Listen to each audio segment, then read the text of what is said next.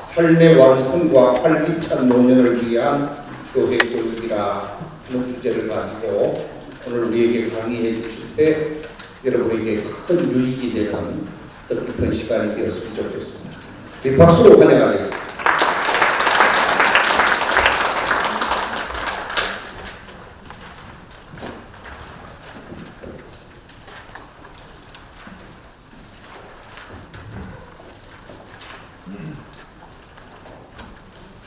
네, 여러분 안녕하세요. 네, 반갑습니다.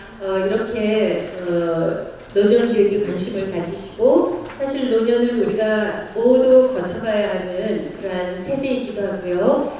그리고 또 요즘에 교회에 가면 가장 이렇게 많이 눈에 띄시는 분들이 사실 노년기에 계신 분들입니다.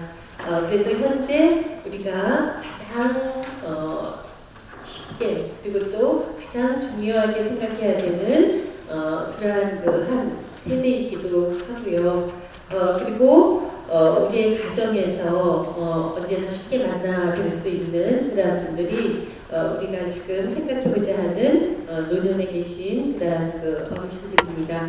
그래서 오늘 주제가 삶의 완성과 활기찬 노년을 위한 교회 교육이라는 제목입니다. 여기서 굉장히 주목해 보아야 되는 것이 활기찬이라는 단어인데, 이 활기찬 노년이라는 그런 개념은 2018년 우리 통계청에서 노년 인구를 조사하면서 새로운 개념으로 노년 인구를 조사했습니다. 그것은 무엇이냐면 지금 여기에서 우리가 볼 수 있는 활기찬 노년 인구라는 개념인데요. 그 부분을 중점적으로 해서 우리가 이 노년 교육에서 어떻게 접근할 수 있을 것인가 하는 것에 대한 전반적인 내용을 같이 좀 나누도록 하겠습니다. 아프리카 속담에 노인 한 분이 돌아가시면 그 마을에 작은 도서관 하나가 사라지는 것이다 라는 그러한 속담이 있습니다. 우리가 노인이다 라고 생각했을 때 떠오르는 단어들이 어떠한 단어들이 있습니까? 아마도 힘이 약한, 그리고 나이가 많은, 그리고 의존적인, 그리고 치매 또는 요양원, 이러한 그 단어들이 쭉 생각이 날 것입니다. 그런데 이제는 우리가 노인을 바라보는 시각이, 그리고 노인을 위하여 이루어지는 교육들이 그 관점을 조금은 달리해야 될 그런 때가 왔다라는 것입니다. 노인은 지혜요, 삶의 완성에 가까운 자이고, 창의성이 활발하게 또한 발현될 수 있는 시기이고, 그야말로 마을 하나의 작은 도서관과 같은 역할을 할 수 있는 그러한 분들이 바로 노인이다라는 차원에서 우리가 바라볼 필요가 있습니다. 자, 그러면 이러한 그 부분을 위해서 제가 어디를 향해서 이걸 누르면 될까요? 네, 시작을 하겠습니다. 네. 예, 그러면 잠깐 있는 동안에 저희가 성경 말씀 한 말씀을 좀 찾아보도록 하겠습니다. 이 삶의 완성이라는 그러한 그 부분을 이해할 수 있는 성경 말씀인데요. 시편 78편 70절에서 72절의 말씀입니다. 시편 78편 70절에서 72절 말씀.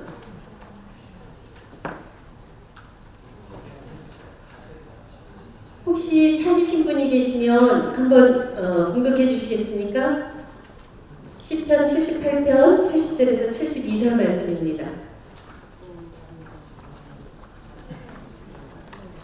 또 그의 종 다윗을 택하시되 양의 우리에서 취하심에 전양을 시키는 중에서 그들을 이끌어내사 그의 백성인 야곱을 그의 소유인 이스라엘을 기르게 하셨더니 이에 그가 그들을 자기 마음의 완전함으로 기르고 그의 손이 능숙함으로 그들을 주도하였도다. 아멘. 네, 이 말씀입니다. 시작해도 되겠습니까? 네, 이 말씀이 사실은 교회 교육에서, 그리고 좀 더 넓게 생각하자면 신앙교육 안에서 이스라엘 사람들이 가장 자주 읽는 성경 말씀이 시편 78편의 말씀입니다.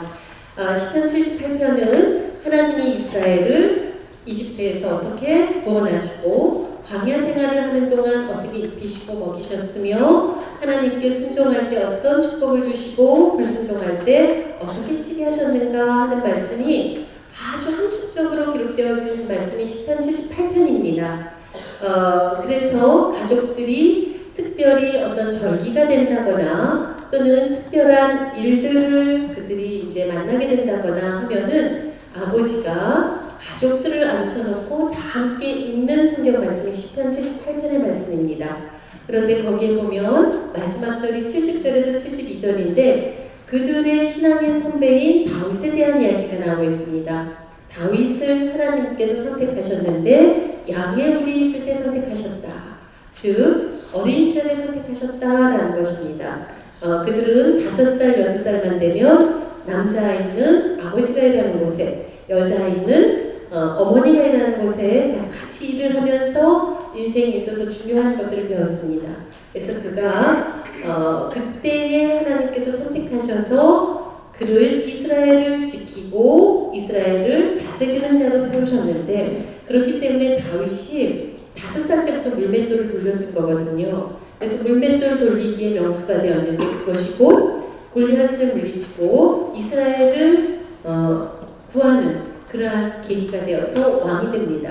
그런데 그 왕으로서 다윗이 가졌던 2가지의 능력이 있었다고 합니다. 마음의 완전함과 손의 능숙함으로 그들을 지도하였다라고 이야기합니다. 여기에서 마음의 완전함이라는 것은 무엇이냐라고 본다면 다윗에게 늘 왕의 자리에 있다고 해서 행복하지만은 않았죠. 그가 이스라엘을 구했으나 죽음의 사지까지 몰려가야만 됐고 자녀를 먼저 떠나보내야 하는 그런 아픔을 겪기도 해야만 했고 그리고 또한 그의 수치가 만방에 드러나는 그러한 이 위기를 경험하기도 했습니다.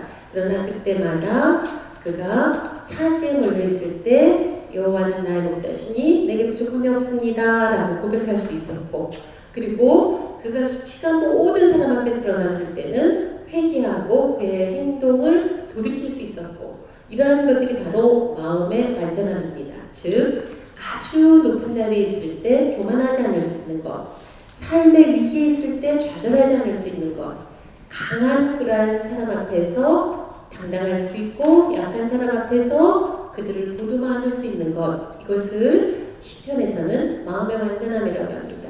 손의 능숙함이라는 것은 목동으로 있을 때 물맷돌은 사나운 짐승으로부터 어린 그러한 짐승을 지키는 그러한 도구가 되었고 그리고 또한 그것이 전쟁터에 나갔을 때는 그러한 적의 전술을 물리칠 수 있는 힘이 되었던 것입니다. 자기가 가지고 있는 능력, 그것을 마음껏 발휘할 수 있는 것, 그것을 손의 능숙함이라고 할 수 있습니다. 우리가 삶의 완성이라는 것은 무엇일까? 바로 이 부분입니다. 우리가 젊었을 때는 자신있고 쾌활하게, 그리고 나이가 들었을 때는 좀 더 유연하게, 그리고 관대하게, 그렇죠? 또 젊었을 때 할 수 있는 일이 있으나 나이가 들어서 또 할 수 있는 일이 있습니다. 이것이 바로 마음의 완전함과 손의 능숙함으로 통합되는 삶의 완성이다라고 이야기할 수 있는 것이죠. 그래서 저는 마음의 완전함과 손의 능숙함을 지니는 그러한 노년기, 이것이 우리가 지향해야 되고 우리 교육 안에서 그것들을 어떻게 구현해갈 수 있을까 하는 그러한 그 질문 속에서 시작을 해야 된다라고 봅니다. 자, 그래서 보면 누가 노인인가 하는 것입니다. 아마도 이 노인대학, 경로대학을 하시는 우리 선생님들이기 때문에 누가 노인인가에 대한 개념은 너무나도 익숙히 잘 알고 계시리라고 생각합니다. 그래도 우리가 한번 살펴보면 노인을 이야기할 때 연령 개념이다 해서 이 주민등록상의 연령을 이야기할 수 있습니다. 그래서 우리가 보면은 국민연금법상에서는 60세로 또는 노인복지법상에서는 65세로 이렇게 해서 노인이다. 이제는 노인이기 때문에 연금을 탈 수 있고 또한 노인복지의 그러한 그 어떤 차비를 뭐 감면받을 수 있고 가는 곳마다 입장료를 감면받을 수 있고 하는 그러한 그 부분들이 바로 연령의 개념해서 주민등록상의 연령이다라고 합니다. 그런데 이런다고 해서 그 한 가지로만 우리가 생각하지 않습니다. 사회적 역할에 따라서 노인을 또 이야기하기도 합니다. 제 친구 중에 한 명은 벌써 손녀가 4살입니다. 좀 결혼을 일찍 했어요. 그러니까 벌써 일찌감치 할머니가 되었습니다. 그러다 보니까 그가 필요로 하는 것, 또 그가 생각하는 것, 그가 고민하고 준비하는 것들은 지금 이제 고3, 입시생을 둔 저하고는 또 차원들이 다릅니다. 그렇기 때문에 이 사회적 역할에 따라서 노인으로서의 역할들을 우리가 필요로 하는 그러한 부분들이 있다는 것입니다. 그리고 셋째는 심리학적인 인식입니다. 크로츠라고 하는 학자는 나는 늙었다고 생각하고 새로운 것 배우는 것에 대해서 무감각하고 배움에 대한 의욕이 없고 젊은이들 활동에 무관심하고 내일이 불분명하다고 생각하고 듣는 것보다 말하는 것을 좋아하고 또 옛날을 회상하면서 옛날이 좋았다라고 이야기하고 이러한 특징들을 지닌다면 연령에 상관없이 그것을 우리는 그러한 상태를 노인이다라고 이야기할 수 있다는 것입니다. 자, 이렇게 노인에 대한 인식을 다양한 차원에서 살펴볼 수가 있습니다. 그런데 유엔이 재정립한 평생 연령 기준 2015년 노인에 대한 연령을 유엔에서 새롭게 정합니다. 미성년자는 0세부터 17세, 청년은 18세에서 65세입니다. 그러니까 사실상 65세까지도 우리는 청년이라는 거예요. 이제는 100세 시대를 살아가면서 많이 우리가 변했다라는 거죠. 그리고 중년이 66세에서 79세, 그리고 노인이 80세에서 99세다. 유엔에서는 이렇게 이야기를 하고 있습니다. 그리고 장수 노인은 100세 이후를 장수 노인이다라고 이야기를 하고 있습니다. 자, 그런데 그러면 우리는 아까 말씀드린 것처럼 이제는 65세까지도 청년이다라고 이야기하고 79세까지는 중년이다 이야기하고 80세서부터 노인이다 라는 이러한 세계적인 추세가 나오면서 2018년 우리 통계청에서 우리가 생각하는 그러한 65세 이상의 그러한 그 노년들이 어떻게 변해가고 있는가라는 것을 보았습니다. 그랬더니 65세 이상 고용률이 30.6%입니다. 그래서 EU 국가보다도 사실 우리는 높아요. 그 다음에 단체 활동에 참여하는 고령자는 42.9%입니다. 42.9%. 자, 그런데 자원봉사 활동 참여율은 6.3%입니다. 여러분, 우리가 지금 어르신들에게 차비를 면제해 주지 않습니까? 그래서 전철을 타고 아침 일찍 나오셔갖고 인천서부터 저기 서울 끝까지 도봉산까지 놀러 다니시는 분들도 있고 그런데 가끔 그러잖아요. 아니, 우리 젊은 사람들도 살기 힘든데 왜 이렇게 그 차비까지 다 너무 많이 감해드리는 거 아니에요? 너무 일찍 면해드리는 거 아니에요? 라고 이야기하는 분들도 있는데 사실은 전체 이 노인의 복지 수준에서 보면 차비를 감해주지 않으면 차비를 받기 시작하면 어떤 현상들이 나타날까요? 노인의 의료복지, 그러니까 즉 이 의료비가 한결 증가한다는 것입니다. 왜냐하면 노인들이 나가서 활동하는 것만으로 전철 타고 조금씩 외출하시고 놀러 다니시고 활동을 좀 더 많이 하는 것, 왕래를 많이 하는 것만으로도 노인의 건강은 향상되고 있다는 거예요. 그래서 단체 활동에 참여하며 활동하는 고령자는 42%인데 여기에서 한 가지 자원봉사 활동 참여율은 6.3%에 지나지 않습니다. 왜 이러한 현상이 나타날까 생각해 볼 필요가 있어요. 제가 벌써 오래전인데 이 노인 부서를 맡아서 그 사역을 한 적이 있습니다.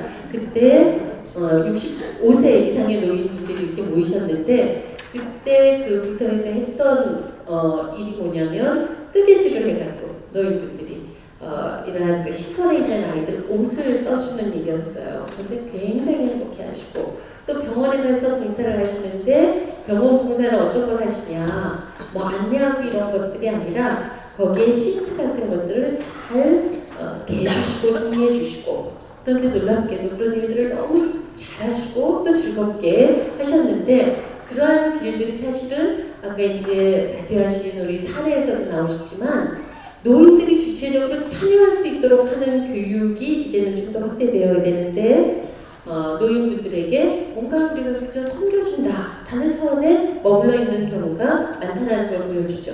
60대 이상의 노인의 60대 이상의 인터넷 이용률도 82.5%, 또 고등교육 이상 비율도 60.3%로 이렇게 변화하고 있습니다. 자, 그래서 이제는 우리가 지금 노인 교육이다 라고 보였는데 노인 교육이라는 저기를 했을 때 저희 동네에 50 플러스 센터가 생겼어요. 그랬더니 저희 둘째 딸이 막 눈물을 흘리면서 그 앞에 가다가 그러는 거예요. 엄마 아빠가 이제 저기에 갈 나이가 됐다는 게 자기는 너무 슬프다는 거예요. 50 플러스 센터에. 사실 시니어 센터죠. 그런데 다들 뭐냐면 내가 나이가 많다라는 거는 인식을 해도 나를 노인교육에 오라고 하는 거는 아직은 또 편하게 생각하지 않는 분들이 있다는 거예요. 그래서 이 노인을 어떻게 우리가 부를 것인가 하는 거에 대해서 새로운 이해의 새로운 용어들이 나오고 있습니다. 프랑스에서는 60세 전후를 제3세대다라고 이야기해요. 새로운 시대로 진입했다라는 거죠. 미국에서는 이 이야기는 우리 많이 쓰죠. 선배 시민이다라고 이야기합니다. 그리고 황금 연령층이다 해서 선배 시민이라는 단어 참 좋지 않습니까? 선배 시민이다라고 이야기를 하고 스위스에서는 빨간 스웨터, 60세 생일에 장사라는 의미로 빨간 스웨터를 선물하는 관습이 있다고 합니다. 저하고 친한 분이 이번에 회감을 맞이하는데 빨간 스웨터를 선물해 드려야 되겠다라는 생각을 했습니다. 그 다음에 세계 장수국 일본은 실버라는, 그래서 우리가 실버 산업 이런 것들이 사실은 일본에서부터 쓰기 시작한 거고요. 우리는 어르신이라는 단어를 많이 씁니다. 그리고 아주 재미있게 최근 부상하는 노인의 호칭으로는 6G 시대다. 우리는 지금 5G 시대를 살아가고 있잖아요. 근데 노인들을 6G 세대다라고 이야기합니다. 머리는 회색, 그레이, 세련되고 그레이스, 점잖고 젠틀, 위대한 한국을 읽어냈고 그레이트, 마음은 언제나 푸르고 그린, 인생의 황금기, 골든에이지를 맞이할 세대다라는 것입니다. 우리가 노인분들에게 이러한 단어를 쓴다면 얼마나 좋을까 하는 생각을 해봅니다. 그레이, 그 다음에 그레이스, 젠틀, 당신들을 우리는 이렇게 생각합니다 라고 표현해 주는 거죠. 그레이트, 그린, 골든에이지. 최근 부상하는 노인의 호칭입니다. 자, 그래서 보면 이런 이야기를 하는 이유가 무엇이냐라고 하면 아까 말씀드린 것처럼 노인분들은 창의성이 떨어지고 스스로 무언가를 할 수 있는 그런 능력이 떨어지는가, 일정 부분에 있어서 기억력이라든가 또는 특히 기억력에 있어서도 단기 기억력 같은 것은 떨어지지만 이 유명한 모네의 수련을 모네는 76살에 그렸습니다. 뿐만 아니라 지금 우리가 이중 초점 렌즈 쓰잖아요. 그래서 노안이 오기 시작하면 이중 초점 렌즈를 끼기 시작하는데 그걸 벤자민 플랭클린이 만들어냈습니다. 이 벤자민 플랭클린이 이 이중 초점 렌즈를 만들었던 때는 78세입니다. 그리고 세계 최고령 시인 시바타 도요, 약해지지마. 이 시인 99세에 시집을 냅니다. 시바타 도요. 그런데 이 시바타 도요는 70이 넘어서 발레를 배우기 시작했어요. 발레를. 그리고 90이 넘어서 시를 쓰기 시작하고 99세가 되어서 시집을 내기까지 합니다. 이렇게 왕성한 활동을 하는 그러한 그 노인들이 있을 수 있다는 거죠. 그래서 이 약해지지마 시 한번 제가 읽어드리도록 하겠습니다. 있잖아 불행하다고 한숨 짓지마. 햇살과 산들바람은 한쪽 편만 들지 않아. 꿈은 평등하게 꿀 수 있는 거야. 나도 괴로운 일 많았지만 살아있어 좋았어. 너도 약해지지 마. 99세의 노인이 이야기하는 이야기. 이게 얼마나 강력한 힘이 있을까요? 이 시집이 제일 처음 나왔을 때 저희 어머니한테, 친정 어머니한테 언니가 선물을 해서 보냈더라고요. 그런데 굉장히 큰 위로를 받으시더라고요. 약해지지 마. 시바타 도요입니다. 자, 그렇기 때문에 우리가 이제는 노인 교육에 대한 이해를 어떻게 해야 되느냐. 노인을 위한 교육으로. 여지껏 우리는 그렇게 교육을 해왔습니다. 그리고 노인에 대한 교육으로. 노인의 세대에 대해서 지금 말씀드린 것 아주 단순한 것들이었지만 노인에 대해서 우리가 끊임없이 알고자 하고 공부하고 또 새롭게 변화하는 노인에 대한 관심들을 가져야 된다는 거죠. 그리고 세 번째, 노인에 의한 교육. 이 부분들을 우리가 생각해야 된다라는 것입니다. 자, 그래서 이제는 이 교육을 하는데 아까 모학교에서도 이야기하실 때 아주 중요한 이야기를 하셨어요. 교회뿐만 아니라 정말 우리가 노인들을 다음 세대다. 정말로 다음 세대는 노인이다라고 이야기할 만큼 교회에서의 노인들에 대한 관심은 아주 중요한 부분인데 그럼 이 교육을 교회만 해서 되느냐? 아니라는 것입니다. 제가 이제 그 교회학교 교사 세미나를 다닐 때마다 하는 이야기가 있습니다. 그건 뭐냐면 아이들을 잘 가르치기 위해서는 우선적으로 교육해야 되는 세대가 있다. 어디일까요? 부모 교육입니다.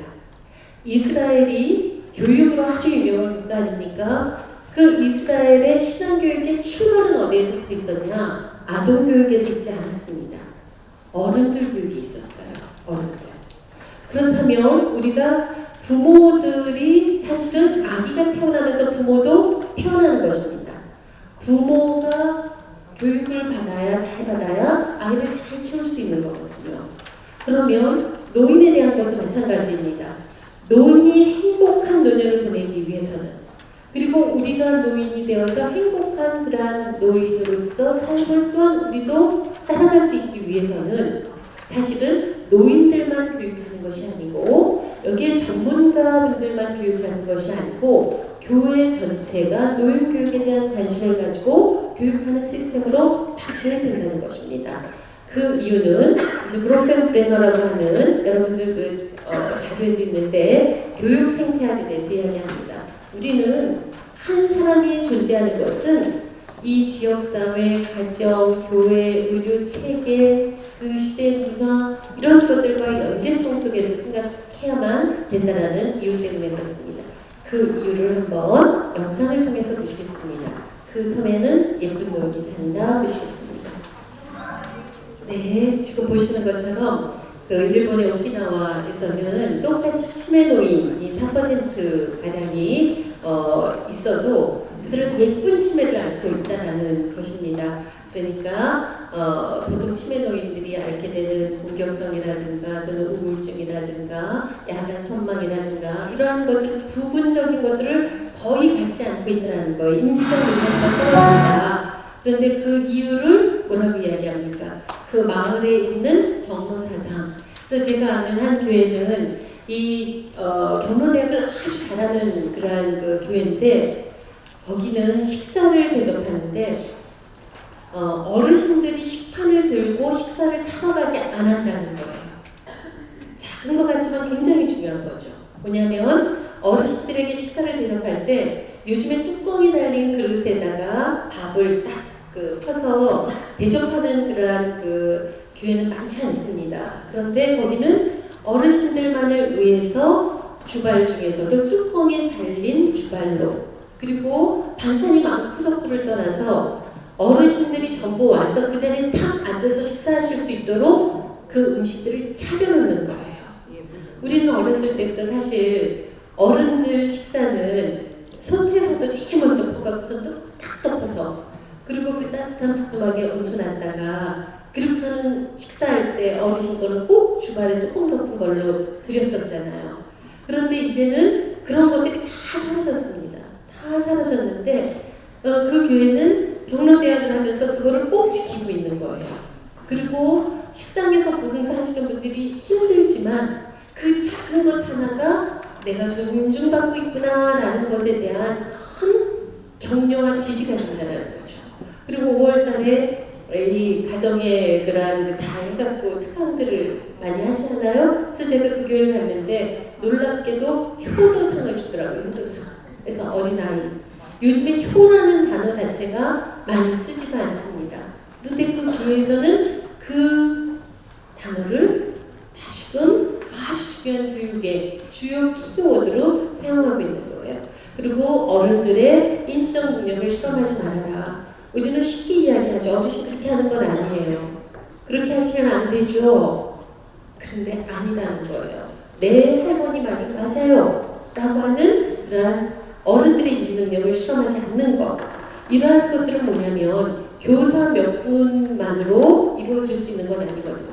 그렇기 때문에 이것이 일본의 노인 정책에 있어서 마을 사람들 전체에게 치매에 대한 교육을 시키는 그러한 정책으로 자리 잡게 된다라는 것입니다. 그렇기 때문에 우리 교회가 정말로 마을에 공헌할 수 있는 중요한 일이기도 하고 교회에서 경로대학을 해나갈 때 아주 중요하게 다뤄야 되는 그러한 그 부분들이 바로 이러한 요소들이다라는 것을 볼 수가 있습니다. 뒤로 가 있네요. 예.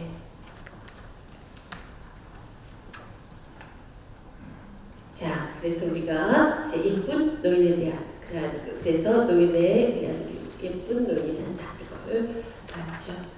예.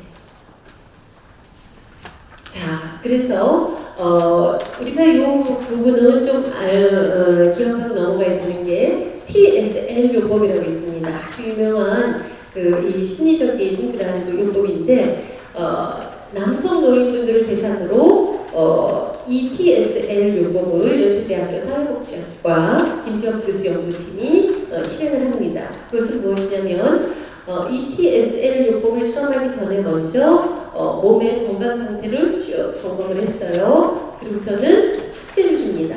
그 숙제는 뭐냐면 집에 가서 하루에 한 번 이상 T와 S와 L로 시작하는 말을 하라라는 거였어요.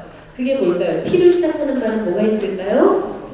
Thank you. 그렇습니다. 고맙습니다. 하는 거. S로 시작하는 말은 뭐가 있을까요? Sorry. 그렇습니다. 너무 잘하세요. 미안합니다. 하는 거.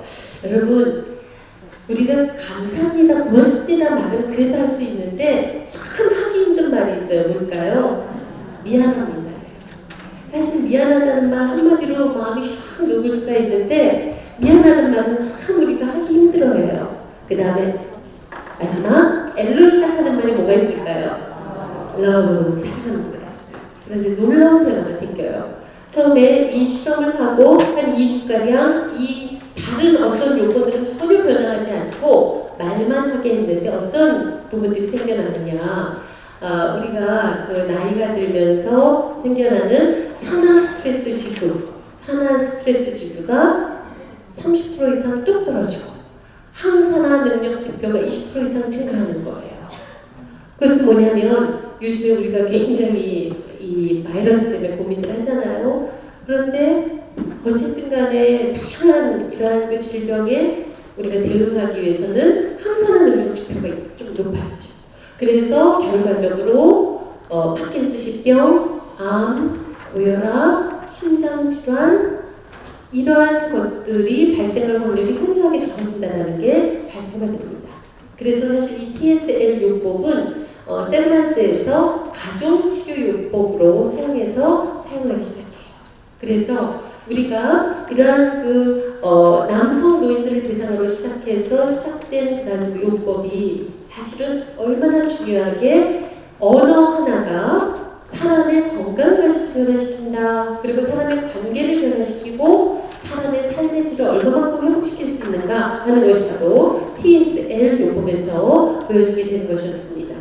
자, 그래서 그러면 이제 노인 교육을 위한 준비, 이런 부분들은 아마 이제 우리가 한 번 정도는 우리가 정말 그렇게 하고 있나라는 걸 생각해 봐야 되는데요.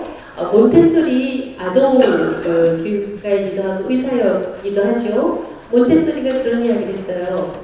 아이들에게 영성은 있는가? 있다. 그러면 아이들의 영성을 어떻게 개발해 주어야 되는가? 그때 무슨 이야기를 하냐면 아이들의 영성을 개발하기 위해서는 환경을, 이 종합감각적인 환경들을 바꿔주는 것이 중요하다. 그래서 아이들이 교회에 들어올 때 푹신한 카페, 그리고 선생님이 한번 안을 때 안아주는 따뜻한 품, 그리고 귀로 들리는 음악, 그리고 아주 아늑한, 이렇게 지금 불빛이 굉장히 아늑한데요. 아늑한 불빛, 이런 걸로 아이들은 하나님의 존재를 배워가기 시작한다라고 이야기합니다. 그런데 이건 뒤집어서 노인들에게 어떻게 교육해야 될 것인가 할 때 우리는 내용도 중요하지만 환경이 너무나도 중요하다는 것을 우리는 짚고 넘어가야 된다는 것입니다. 첫 번째, 노인 교육하면서 제가 80세 이상의 노인분들에게 편지를 쓸 때는 16포인트로 씁니다. 16포인트. 컴퓨터 글씨 16포인트로 써요. 제가 우리 학생들에게 리포트를 만들 때는 10포인트로 씁니다. 10포인트로 페이퍼 나눠줘 보세요, 어른들한테. 안 보입니다. 저는 가끔 교회 가서 좀 이거는 고쳤으면 좋겠다 하는 게 뭐냐면 노인 대한 리플렛을 보여주세요. 그런데 글씨가 10포인트 정도밖에 안 되는 것 같아요. 안 보여요. 그러면 보고 싶지 않아요. 적어도 리플렛을 만들거나 할 때도 16포인트 정도로 해줄 때 돋보기 깨끗하지 않고 시원하게 볼 수 있는 그런 자료들을 나눠드려야 된다는 거예요. 그 다음에 큰 조명을 하나 두기보다는 군데군데 간접 조명을 둬야 된다라는 것입니다. 저도 이미 노안이 왔어요. 그래서 책상마다 스탠드가 있어야지만 글씨 쓰는 게 저도 편하더라고요. 어르신들은 더합니다. 그렇기 때문에 어르신들에게는 간접 조명을 활용하는 것이 필요하다. 주변 환경 구분이 잘 되는 대비색을 이용해라 라는 거죠. 사실 이렇게 똑같은 색으로 이렇게 돼 있으면 제가 이야기하다 앞으로 뚝 떨어질 수도 있죠. 그렇죠? 조금 더 이게 노인 친화적인 환경이 되려면 여기가 계단이다 라는 것들은 색깔로 표시해 주는 게 필요하다. 문이다 라는 거 색깔로 표시하는 게 필요하다. 창으로 들어오는 밝은 빛은 커튼을 이용해서 눈부심을 막아라. 어른이 되면 눈물이 잘 나와요. 그런데 햇볕 강한 데 나가면 눈물이 줄줄줄 나옵니다. 그런데 교회에서 너무 강렬한 햇볕이 들어오게 되면, 그래서 사실 어린이들을 위한 교육 환경으로는 아트리움이라고 해서 연구들이 많이 되고 있어요. 그런데 이런 어른들을 위한 환경들은 많이 연구되지도 않았고 그런 것들이 모델로 나와 있는데도 별로 없는데, 여기에서 한번 하시는 교회에서 어르신들을 위한 공간 개발 이런 걸로 좀 다음번에 모델이 돼서 발표하는 교회가 있었으면 좋겠습니다. 그리고 다음으로 소음을 방지해서 소음이 없는 환경에서 대화하고 크고 분명하게 하는데, 대면하고 이야기할 때는 낮은 음으로 하라는 거예요. 어르신! 이거 굉장히 어렵습니다. 왜냐하면 노인이 되면서 고음, 중, 점 이 순서로 안 들립니다. 그래서 우리가 어르신한테 이야기할 때 잘 들리라고 왜 그렇게 하셨어요? 막 그러고 일로 와보세요 막 이러고 그러는데, 고음은 소음일 뿐이에요. 잘 안 들려요. 그래서 어르신 오셔서 식사하세요 이렇게 처음으로 해야 된다는 거예요. 그래서 나이는 고음부터 못 듣기 시작한다. 이것들을 우리들이 이런 것들은 아주 기본적인 거죠.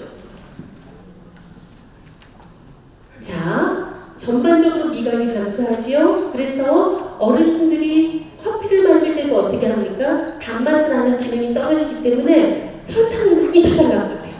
그렇죠? 젊었을 때는 너무 달아고 그러는데, 그래서 어르신들이 사탕이나 단 것을 좋아하는 거예요. 그런데 우리 젊은 사람들이 느끼는 감각보다 훨씬 덜 달게 느낍니다. 그래서 약간은 달콤하게 음식을 해드릴 필요가 있고요. 우리가 왜 신 거 잘 먹으면 장수한다라고 이야기하는 이유가 뭐냐면 이 쓴맛과 신맛의 감지를 나이가 들수록 민감하게 느끼는 겁니다. 그래서 미역무침을 한다. 막 우리 입맛에 맞게 막 식초를 확 붓고 한다. 그러면 왜 이렇게 싫을까? 라고 하게 됩니다. 그래서 쓴맛과 신맛의 감지 능력은 굉장히 민감해지고 단맛은 둔하게 보인다라는 것들, 이런 것들이 어르신들의 간식이나 또 음식을 할 때 아주 기본적으로 우리가 알고 있어야 되는 거죠. 그리고 온도를 식별하는 감각이 저하가 됩니다. 그래서 아주 뜨거운 것 같은 거 우리가 모르고 마실 수 있어요. 그런 거 우리가 조금 식혀서 드려야 되고, 그 다음에 손과 눈의 통합작용과 같은 섬세한 운동 능력이 떨어진다 하는 거 살펴볼 수가 있죠. 그리고 심리적으로 오랫동안 사용해오던 친근한 사물에 대해서 강한 애착을 갖습니다. 그래서 뭔가 새로운 걸 주고 옛날 거는 버리라고 하면 잘 안 버리세요. 새로운 건 받아서 또 좋은데 옛날 거는 그대로 갖고 있고 싶어하는 그러한 모습이 있고요. 제 친구가 시어머니께서 이렇게 시댁에서 어르신을 모시고 살았는데 쓰시던 그러니까 장식장을 자기 나름대로 예쁘게 정리를 다 했대요. 그랬더니 밤에 시어머님이 나오셔서 옛날 모습 그대로 다 돌려놓으셨대요. 그럼 고약한 분이야 막 이렇게 이야기하실 수 있으나 그 마음이 이해가는 거예요. 왜냐면 내 스타일을 유지하고 싶은 그 마음이 있는 거예요. 그렇죠?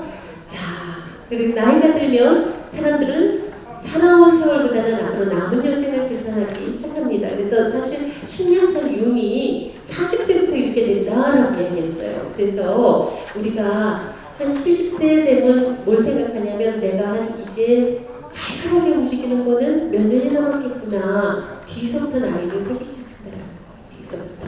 그래서 그런 이야기를 하는 거예요. 지금 배워서 뭐 하겠어. 그런 이야기들을 뒤에서부터 나이를 세기 때문에 하는 것입니다. 그리고 죽음의 필연성을 인식하기 때문에 유산을 남기고자 하는 그러한 소망들을 갖기 시작한다라는 것입니다. 자, 그러면 이제 제가 조금 늦게 시작했지만 끝내는 거는 지금 5분 남은 것 같아요. 그렇죠? 5분 남았는데 저 영상도 2개는 더 읽고 하지만 그거는 습하고, 왜냐면 성인 교육의 가장 중요한 제1원칙이 뭐냐면 온 타임이에요. 정시에 시작해서 정시에 끝내는 거거든요. 저도 그렇게 할게요. 5분 남았으니까 5분 동안 그럼 빨리빨리 하겠습니다. 활기찬 노년 교육을 해서 여러분 어르신들이 갖는 가장 큰 소망은 뭘까요? 건강이에요. 뭐 의미, 가치, 뭐 어떻게 우리가 막 고상하게 사느냐 이런 것보다도 제일 큰 소망은 뭐예요? 건강하게 살다가 정말로 조금 아프고 돌아가시는 건 최고일 거예요. 그래서 우리가 교육을 할 때 아주 중요한 기초교육이 뭐냐면 건강을 어떻게 관리할 것인가 하는 부분입니다. 그래서 몸에 대해서 새로운 인식을 갖게 하고 간단한 운동, 재밌고 즐거운 몸활동 새로 많이. 그래서 이번에 프로그램 봤더니 PT 하는 것도 있고 너무 잘하시는 거예요. 몸, 이 운동 관리하는 거 있는데 너무 중요해요.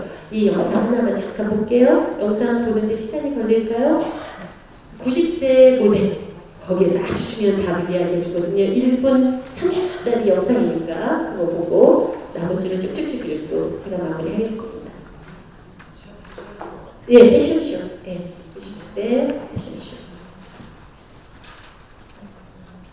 패션쇼라면 많은 몸의 젊은 모델을 떠올릴 텐데요. 아흔의 나이에도 모델이 될 수 있습니다. 청계천 수상무대에서 펼쳐진 50대 이상 시니어들의 패션쇼에 강희경 기자가 다녀왔습니다.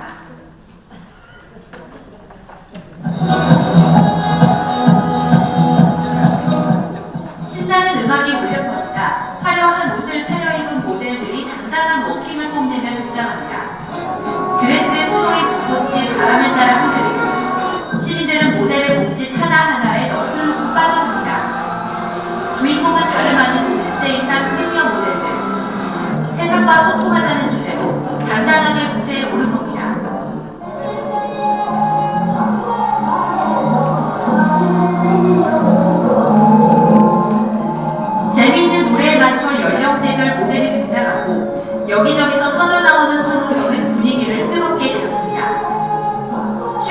모델은 90살 박양자 할머니. 나이를 가릴 수 없는 자태. 모두의 눈을 사로잡습니다. 네, 저는 조기 체조회를 한 40년 하고 있어요. 각자가 노력을 좀 하셔야 될 것 같아요. 네, 여기까지 하겠습니다. 네. 답은 그냥 하나예요. 40년 동안 조기 체조를 했답니다.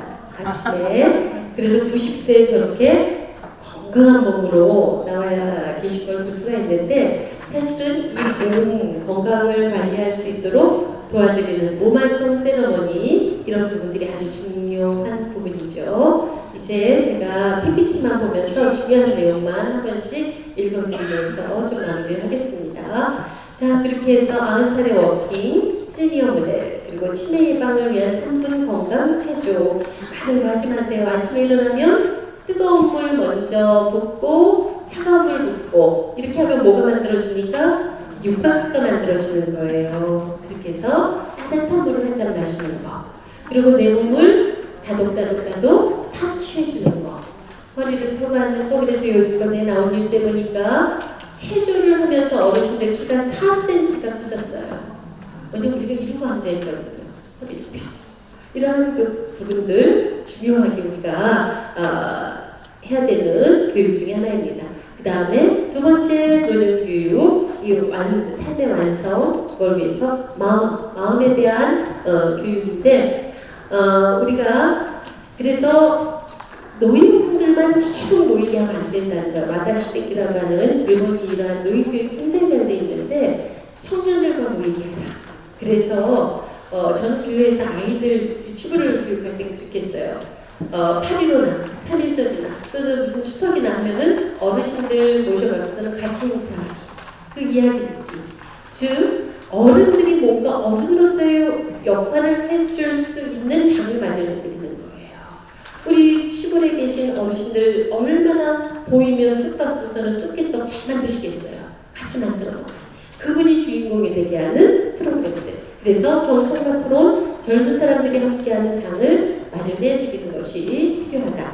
이 화물에 관한 노인의 조건, 마음이라는 영상에 보면 뭐가 나오냐면, 마음을 어떻게 먹느냐에 따라서 완전히 노인들이 건강하고 행복한 삶을 살 수 있다는 거예요. 이거는 우리 연예인들 6명을 30년 전에 그러한 환경에서 7일 동안 살게 합니다. 그런데 그 중에 한 명이 노란 셔츠 입은 한명숙 씨예요. 그런데 1982년에 그러한 그 모습으로 그녀의 나이 48살로 딱 돌아가게 했는데, 한명숙 씨가 이 지팡이를 짚지 않고는 못 걷더라고요. 못 걷는데 48살이라는 환경 속에서 생활하게 했는데, 일주일만 그렇게 했는데도 지팡이를 버리고 먹기 시작한 거예요. 그러니까 이 마음이라는 게 얼마나 우리가 좀 더 건강하고 활기차게 살 수 있게 하는가 하는 게 아주 중요하다라는 거는, 이거는 아주 중요한 실험 결과입니다. 미국에서 시작한 실험 결과인데 우리나라에서 이거를 실제로 실험을 해서 유튜브에 보시면 저거 나옵니다. 한번 보시면 좋겠고요. 마지막이에요. 활기찬 노년에 있어서 우리가 꼭 교회이기 때문에 해야 되는 중요한 게 영성에 대한 교육입니다. 종교 활동에 참여할 경우 심리적 안정감, 죽음에 대해서 긍정적인 자세 뿐만 아니라 수명이 연장되고요. 이 데이비드 스노우든의 이 연구는 너무 유명합니다. 100세 이상 수녀들의 삶을 연구했는데 15년 동안 쭉 지켜봤는데, 그들이 건강하고 활기차게 살 수 있는 건 두 가지였다는 거예요. 첫 번째, 영성. 하나님께 기도하는, 하나님께 예배하는, 규칙적으로 말씀 속에서 그들이 묵상하는 이런 규칙적인 신앙에 참여가 있었고, 두 번째는 공동체가 있었다는 거예요. 고립시키지 않았다는 거예요. 그래서 제가 이번에 꼭 강조드리고 싶은 말씀은 연대하는 교육이 되었으면 좋겠다라는 것입니다. 이렇게 해서 공동체의 힘, 이것이 중요한 그 부분이었다라는 것입니다.